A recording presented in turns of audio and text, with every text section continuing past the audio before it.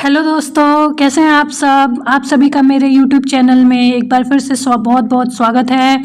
देखिए दोस्तों, आज हम डिस्कस करेंगे मैथ्स की स्ट्रेटेजी के बारे में। जो स्ट्रेटेजी मैंने फॉलो की है, जिस स्ट्रेटेजी की वजह से मेरे सारे एग्ज़ाम्स क्लियर हुए हैं। अभी तक मैंने सिर्फ एसएससी के ही एग्ज़ाम्स दिए हैं और एसएससी के तो जितने एग्ज़ाम्स मैंने दिए हैं दोस्तों, उसमें से सारे एग्ज़ाम्स मेरे क्लियर हुए हैं। चाहे वो सीपीओ का एग्ज़ाम हो, चाहे वो सीएचएसएल का एग्ज़ाम हो, चाहे वो सीजीएल का एग्ज़ाम हो। तो आप भी अगर वो स्ट्रेटेजी फॉलो करना चाहते हैं तो इस वीडियो को ज़रूर अंत तक देखें और आपको इससे बहुत ज़्यादा हेल्प मिलेगी। तो जैसे कि बहुत सारे दोस्त मेरे यूपी पुलिस की तैयारी कर रहे थे, तो उनसे मेरी बात हुई। तो उनके मतलब मैंने उन लोगों से बात की जिनका रनिंग नहीं हो पाया। तो मैंने उनसे पूछा कि अब आगे किस चीज़ की तैयारी करनी है। तो उनके पास बस यही एक ऑप्शन था कि अब तो एसएससी की ही तैयारी करेंगे या फिर रेलवे की तैयारी करेंगे। तो एसएससी की तैयारी करने के लिए उनके पास एक बहुत बड़ी कठिनाई है। रेलवे की तैयारी करने में उनको जो कठिनाई का सामना करना पड़ रहा था, वो सबसे बड़ा था कि वो उन्हें मैथ्स नहीं आती, या फिर मैथ्स आती है तो उतने अच्छे तरीके से उनको मैथ्स नहीं आती है। तो जिससे भी मेरी बात हुई, मेरी 2 फ्रेंड्स जिन्होंने, एक ने तो 14 मिनट 2 सेकंड पे, मतलब 2 सेकंड के लिए वो रनिंग कंप्लीट नहीं कर पाई, और एक मेरी फ्रेंड जो 14 मिनट 4 सेकंड पे, तो 4 सेकंड से उसका रनिंग नहीं हो पाया। तो ये चीज़ थोड़ा-सा मुझे लग रहा था कि उनके लिए मुझे एक वीडियो बनानी चाहिए।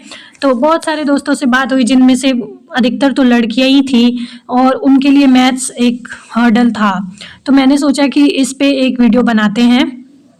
देखिए, बहुत सारी लड़कियों को मैथ्स में दिक्कत क्यों होती है और वो इसके लिए अपने आप को दोषी मानती हैं कि हमसे मैथ नहीं हो पा रहा है, हमारे दिमाग में कुछ कमी है। इस टाइप से वो बोलती हैं कि हमारा दिमाग ही खराब है, हमसे मैथ नहीं हो पाएगा। इस टाइप की बातें मैंने सुनी, तो मुझे लगा कि मैंने इस पे बहुत सोचा। फिर मेरे दिमाग में बहुत सारी चीज़ें आ रही थी जो मैंने भी फेस की हैं पहले।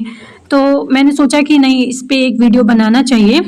तो देखिए दोस्तों, जो भी हमारी गर्ल्स हैं, उनको अगर मैथ्स में दिक्कत आ रही है तो ये उनकी गलती बिल्कुल नहीं है, क्योंकि जब मैं गांव में रही हूँ और मेरे गांव में तो 12th तक की मैं बात बता रही हूँ आपको, हमारे दिमाग में तो यही भर दिया जाता था कि लड़के मैथ्स लेते हैं और लड़कियां बायो लेती हैं, और लड़कियों के लिए तो केवल 2 ही नौकरी बनी है, एक डॉक्टर की और एक टीचर की। मैंने तो इस चीज़ को बहुत फेस किया है और ये सुना भी है मैंने कि लड़कियों के लिए तो कोई और जॉब अच्छी है ही नहीं, बस एक डॉक्टर की और टीचर की जॉब अच्छी है। और मेरे को भी बहुत ज़्यादा फोर्स किया गया कि तुम बायो ले लो। मेरी फैमिली की तरफ से तो नहीं, पर मेरी सराउंडिंग में लोग थे जिन्होंने मुझे बोला कि नहीं, तुम बायो ले लो, लड़कियां बायो लेती हैं, उनको उनके आगे की लाइफ थोड़ी सिक्योर हो जाती है, वो बायो लेती हैं तो वो नर्सिंग बैकग्राउंड में भी जा सकती हैं। इस टाइप से मेरे को भी बहुत ज़्यादा एडवाइज मिले थे। पर मेरी फैमिली में थोड़ा सा मेरे को सपोर्ट रहा, तो मेरी मैथ्स थोड़ी अच्छी रही। तो अगर हम देखिए दोस्तों, अगर हम प्रिविलेज नहीं रहे हैं एजुकेशन में, तो ये हमारा फेलियर नहीं है, ये सोसाइटी का, उस स्कूल का, और ये हमारे सराउंडिंग का फेलियर है। तो इस चीज़ के लिए तुम अपने आप को दोष देना बंद करो। और अब तो देखो, अब तो तुम्हें मैथ नहीं आता है और तुम मैथ्स नहीं सीख पाई हो, या फिर अब तो जो होना था वो हो गया है, और जिसकी वजह से होना था वो भी हो गया है। तो अब तुम्हें मैथ नहीं आता है ना, तो ये तुम्हारा सच है और ये तुमको एक्सेप्ट करना है। और आपने बचपन से इस चीज़ को अवॉइड किया है, आप डरे हो इस चीज़ से, तो आपको उस चीज़ से फाइट करना पड़ेगा, नहीं तो आपको फिर आगे पछताना पड़ेगा। तो फिर आप डिसाइड करो कि आपको फाइट करना है या रिग्रेट करना है, ये फैसला अब आपके हाथ में है। अब आइए दोस्तों, आगे देखते हैं कि हम इस चीज़ को पास कैसे कर सकते हैं, मतलब हम इस चीज़ से उभर कैसे सकते हैं। अब ये देखते हैं।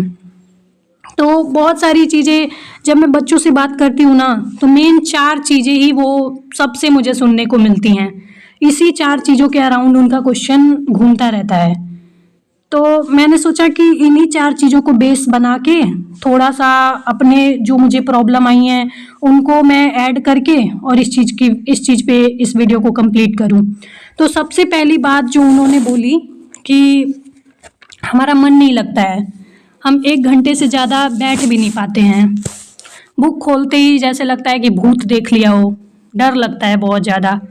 और पढ़कर उस समय तो समझ में आता है, लेकिन बाद में उसके अगले ही दिन भूल जाते हैं या फिर थोड़ी देर बाद भूल जाते हैं।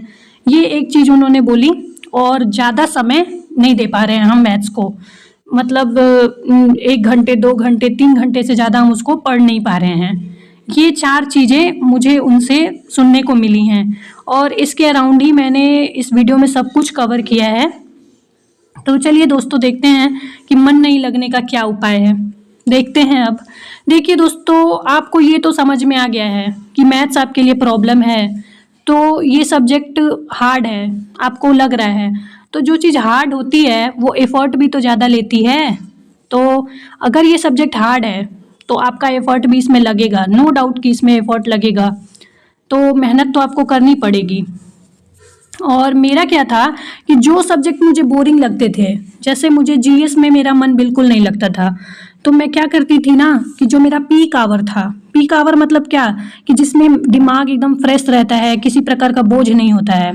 तो सुबह का टाइम जब आप पढ़ना स्टार्ट ही करते हो तो वो पीक आवर होता है, उसमें आपका दिमाग एकदम फ्रेश है, जो पढ़ते हो वो समझ में आता है। तो उस समय आप अपने सबसे बोरिंग सब्जेक्ट को या फिर जिसमें आपका एफर्ट लगता हो ज़्यादा, उसको आप उठाओ। जैसे मैं क्या करती थी कि इस समय में मैं जीएस को उठाती थी, तो मुझे अच्छे से समझ आ जाता था। तो आप भी क्या करो कि जो आपकी सुबह का 7 से 9 बजे तक का स्लॉट है, उसमें आप अपने मैथ्स को रखो। और या तो उसमें आप किसी टीचर्स की वीडियो देख लो या फिर क्वेश्चन सॉल्व कर लो या वीडियो देखते देखते आप अपने नोट्स बना लो। ये काम आप कर सकते हो 7 से 9 बजे, जो भी आपकी सुबह का स्लॉट है। और जैसे आप धीरे धीरे करना स्टार्ट करोगे ना, आप 1 घंटे से ज़्यादा बैठ पाओगे, इसकी गारंटी मेरी है। और ये बहुत ज़्यादा हेल्पफुल होता है, मैंने इसको खुद फॉलो किया है, इसीलिए मैं आपको ये सजेस्ट कर रही हूँ। और दूसरा कि बुक खोलने पर डर लगता है, तो डर तो लगेगा, क्योंकि आप ही बताओ भाई, जिस काम को आपने 18 साल से किया ही नहीं, आपने अवॉइड किया, डर लगा आपको उस चीज़ से, तो क्या लगता है आपको कि वो तुरंत 2 मिनट में आपको समझ आ जाएगा? बिल्कुल नहीं, आपको डर लगेगा, आपको उसी डर से फाइट करना है। It will take time and you will improve, ये मेरी गारंटी है। क्योंकि अगर आप अपने डर पे जीत पा लोगे ना, तो फिर मैथ्स क्या, कोई भी चीज़ आप उड़ा दोगे। ठीक है, तो डरना बिल्कुल नहीं है। और पढ़कर आप उस समय भूल जाते हैं, तो इसका तो मेरे को लगता है कि ये एक रिवीजन की कमी है और एक तरीका है जिससे आप इस चीज़ को इम्प्रूव कर सकते हो। जैसे बहुत सारे दोस्तों को मैंने अपनी लाइब्रेरी में भी देखा है कि वो क्या करते हैं कि फ़ोन से बस स्क्रीन पे देख रहे हैं, ना उनके हाथ में कोई पेन है, ना उनके पास कोई कॉपी है, और सोचते हैं कि हम बाद में बस देख लेंगे इसको स्क्रीन पे और बाद में उस पे क्वेश्चन सॉल्व कर लेंगे। तो ये नहीं होगा, आपको साथ के साथ रनिंग नोट्स तो बनाने पड़ेंगे। और वो आपको विश्वास नहीं होगा, वो रनिंग नोट्स इतना फ़ायदा करते हैं, एक सबकॉन्शियस माइंड में ना वो रिकॉर्ड होता रहता है, जो हम लिखते रहते हैं पढ़ने के साथ साथ। तो ये चीज़ बहुत फ़ायदा करती है, उस समय तो समझ में नहीं आता है। अब अगर आप बताओ कि आप कुछ भी नहीं लिख रहे हो, बस स्क्रीन पे देख रहे हो, तो क्या वो आपको याद हो जाएगा? नहीं होगा, क्योंकि ह्यूमन ब्रेन है, ह्यूमन ब्रेन कोई कंप्यूटर नहीं है। ह्यूमन ब्रेन की अपनी एक कैपेसिटी है जिसके अंदर ही वो काम करेगा। तो आपको इसके लिए क्या करना है, रनिंग नोट्स बनाने हैं और उसके बाद से फिर 1 घंटे बाद या 2 घंटे बाद आपको फिर से वो वीडियो 2x पे चला लेना है। और 2x पे चलाने के बाद वो रनिंग नोट्स अपने पास रखो और अपना एक प्रॉपर नोट तैयार कर लो, जो आप मतलब रिवाइज करने के लिए रखोगे, लास्ट टाइम रिवीजन के लिए। ठीक है, तो ये चीज़ आपको बहुत ज़्यादा हेल्पफुल होगी, आपको इसको फॉलो करना चाहिए। और उसके बाद से बहुत सारे दोस्त कि हम समय नहीं दे पाते हैं मैथ्स को, ज़्यादा समय नहीं दे पाते हैं, 1 घंटे से ज़्यादा 2 घंटे से ज़्यादा हम नहीं दे पाते हैं। मेरे हिसाब से आपको ज़्यादा समय इसमें देने की ज़रूरत भी नहीं है। ज़रूरी नहीं है कि आप 6 घंटे पढ़ोगे, 6 घंटे ही मैथ पढ़ोगे तो ही आपका सिलेक्शन होगा, ऐसा बिल्कुल नहीं है। आप बस डेली का जो आपका काम है ना, वो डेली ख़त्म करते रहो, डेली उसको रिवाइज करते रहो, मेरे हिसाब से आपका हो जाएगा। क्योंकि धीरे धीरे आपका इंटरेस्ट डेवलप होगा, फिर आपका चीज़ों को फास्टली ख़त्म करोगे, आपको भी समझ में नहीं आएगा। डेली के काम से मेरा मतलब ये है कि जो आपका नोट्स, जैसे मान लीजिए कि आपने एक वीडियो देखी, आज एक टीचर की वीडियो देखी और आपने उसका नोट्स बना लिया। फिर अगले दिन जब आप नेक्स्ट वीडियो स्टार्ट करोगे उस चैप्टर का, तो जो आपके पीछे वाले नोट्स हैं ना, उस पे बस एक नज़र मारते रहना। और उसके बाद से जब अपने आगे वाली वीडियो के सीक्वेंस में जब आपका चैप्टर ख़त्म हो जाएगा, तो चैप्टर ख़त्म होने के बाद टेक्स्ट बुक से, पिनाकल से, किरण से, किसी भी बुक से या फिर किसी भी प्लेटफॉर्म से आप PYQ का प्रैक्टिस कर लो। अब ज़रूरी तो नहीं है कि सारे क्वेश्चन आपको आ जाएंगे, कोई क्वेश्चन आपका फंसेगा नहीं। तो जिस क्वेश्चन में आपको प्रॉब्लम हो रही होगी उसके सॉल्यूशन अच्छे से देख के कर लो, या फिर यूट्यूब पे उस क्वेश्चन को डालो और उसका सॉल्यूशन अच्छे से देख के लिख लो, फिर उसका रिवीजन करते रहो। फिर ऐसे ही अगले चैप्टर पे, कब आपका चैप्टर ख़त्म होगा, कब आप अच्छे से इम्प्रूव करने लगोगे, आपको खुद ही पता नहीं चलेगा। तो इस चीज़ का मेरे को लगता है कि मेरे को फ़ायदा हुआ है, इस वजह से मैंने आपके साथ ये स्ट्रेटजी शेयर की है। तो थैंक यू दोस्तों। अरे थैंक यू नहीं, अभी एक लास्ट मिनट टिप्स बचा है जो इम्पॉर्टेंट है, जो मैंने खुद भी फॉलो की है। तो आप ये 15 मिनट्स की कैलकुलेशन की ट्रिक को अपने जो शेड्यूल है ना उसमें शामिल करो, क्योंकि जो ये कैलकुलेशन की स्पीड, जो आप ये कैलकुलेशन है वो आपकी स्पीड को बढ़ाएगा। और SSC के एग्ज़ाम में, रेलवे के एग्ज़ाम में आप जानते ही हो कि स्पीड कितना इम्पोर्टेंट है। तो 15 मिनट में आप कुछ भी, जैसे 11 का टेबल का ट्रिक आपको पता होगा, तो उसकी प्रैक्टिस आप लगातार करते रहो।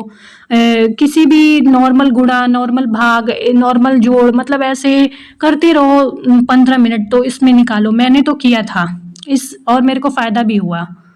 और टेबल आपको 30 तक याद होना चाहिए, स्क्वायर भी आपको 30 तक याद होना चाहिए।